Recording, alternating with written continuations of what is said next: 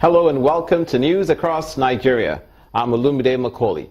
On the program today, construction and repair work on Lagos-Ibadan Expressway adds to travel time for travelers.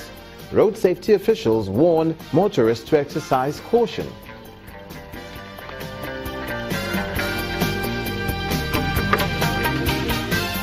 All Progressives Congress candidate in Ondo state elections intensifies campaign at the grassroots.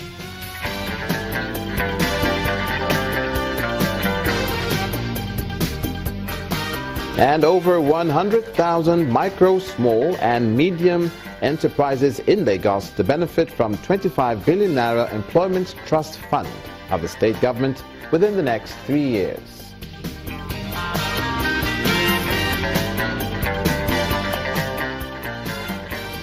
Thank you so much for joining us. We begin with the story all over the world and is affecting Nigerian states as far as reactions go. The emergence of Donald Trump as the U.S. president-elect gets another thumbs up. This time it's coming from Nigeria's President Muhammadu Buhari, who sees the outcome as a triumph of the will of the people. The president, in a statement, says he looks forward to working with President-elect Donald Trump to strengthen the already established friendly relations between Nigeria and the United States of America on several fronts, including foreign policy priority, anti-terrorism, peace and security, economic growth, democracy, and good governance. And mixed reactions continue to trail the victory of Donald Trump as the 45th President of the United States of America. Speaking to State House correspondents after the Federal Executive Council meeting, the Minister of Labor and Employment, Chief Chris Ngige, says what happened is a major shift in the American political decibel. According to him, America will not be the same again, as Trump will bring his business acumen to bear to create wealth for American citizens. He also said that America has strong institutions that will not enable some of the negative sentiments made by Trump to come to fruition. And on his part, the Minister of Agriculture, Audu Ogbe, describes what's happened in America as a confirmation of the fact that the current economic theories in the world have not been made to reach the common people, so they use their votes to speak. And on his part, Nigeria's Defense Minister, Masoudan Ali, says Nigeria will continue to work with America in the fight against Boko Haram. He says that Trump will support Nigeria to fight insurgency. It won't bring more economic interest to Nigeria because he's a very shrewd businessman.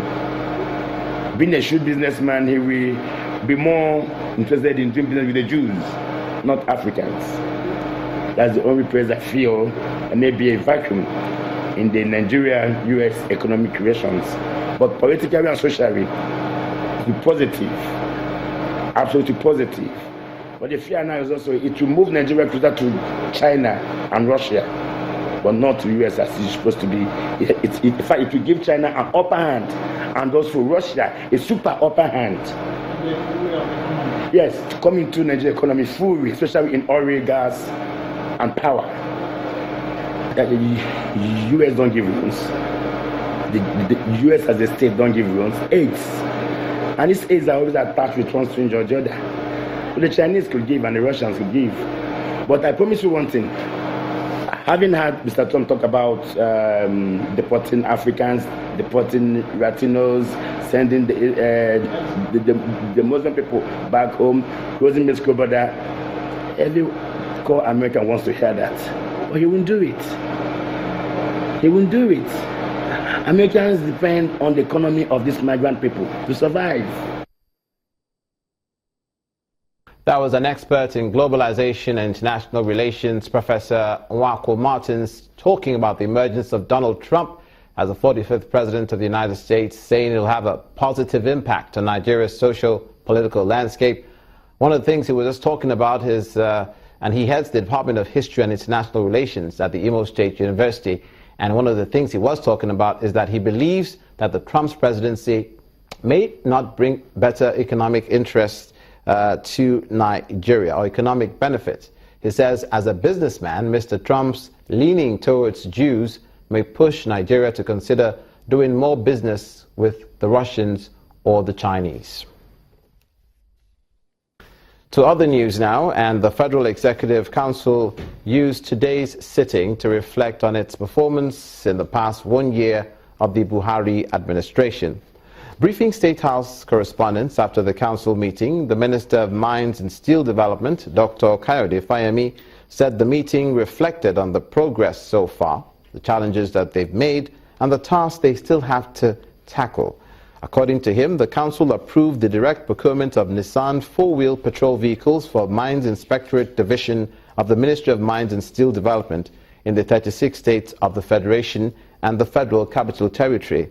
He used examples of the killing of miners in Zamfara State, that the ministry for over a decade does not even have surveillance vehicles to check such unfortunate incidents, as well as oversee what's going on in the various states. According to him, the approval is a show of the commitment of the Buhari administration to the development of mining in the country. The vehicles will cost over, in total, about 326 million naira. Also, the Federal Executive Council ratified the Lake Chad Basin Charter, signed in 2012. The charter will be sent to the National Assembly for enactment into law. The Minister of Water Resources, Sulaiman Adamu, who joined in briefing the press after the council meeting, says the lake has been threatened by climate change and that efforts are on to ensure it's safe from extinction.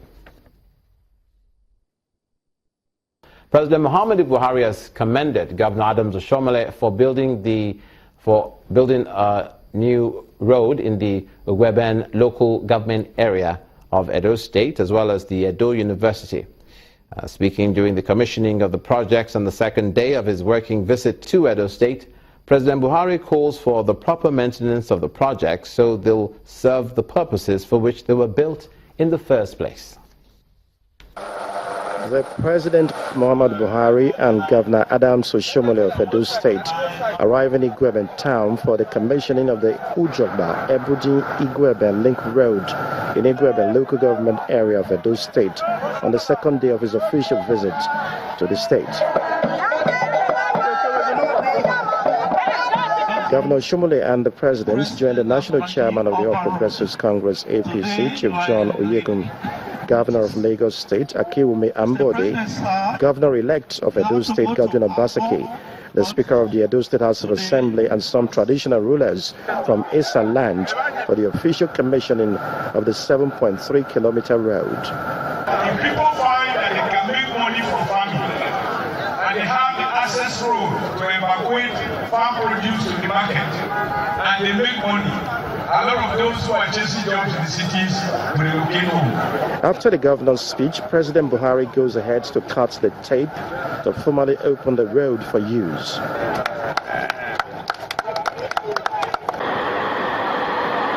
Next stop for the president is Edo University Iyamo. Here he inspects the school and thereafter commissions. Well, thank you very much, guys. Inside the auditorium, the governor of Edo State explains the reason for establishing another state-owned university, while the president salutes his foresight.